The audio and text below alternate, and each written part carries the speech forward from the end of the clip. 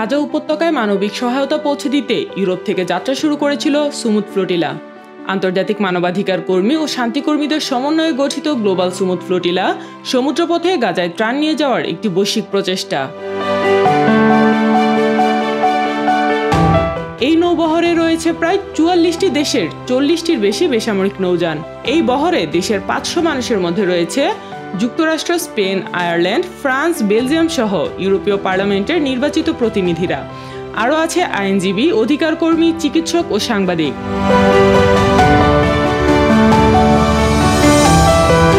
প্রথম বহরটি গত ৩১ আগস্ট স্পেনের বার্সেলোনা থেকে যাত্রা শুরু করে। পরে ১৩ থেকে ১৫ সেপ্টেম্বর তিউনিসিয়া ও ইতালির সিসিলি দ্বীপ থেকে আরও নৌযান যুক্ত হয়। পরবর্তী সময়ে গ্রিসের সাইরাস দ্বীপ থেকেও কয়েকটি নৌযান বহরে যোগ দেয়। এই বহরে ছিল কয়েকটি নৌযান যার মাধ্যমে চিকিৎসা সামগ্রী, খাদ্য ও প্রয়োজনীয় সহায়তা পৌঁছানোর চেষ্টা করা হয়।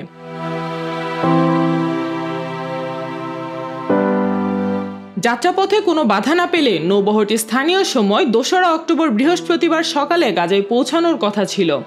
তবে স্বাধীনতা অর্জনের শেষ সেকেন্ড পর্যন্ত হার মানবে না এমন প্রত্যয় জানিয়েছেন গ্লোবাল সুমুদ ফ্লোটিলায় অংশ নেওয়া ফ্রান্সের রাজনীতিবিদ রিমা হাসান। তিনি সামাজিক যোগাযোগ মাধ্যম এক্সে দেওয়া এক পোস্টে বিশ্ব অর্থনীতি অচল করে দেওয়ারও আহ্বান জানান। সাইমা আক্তার, নিরপেক্ষ।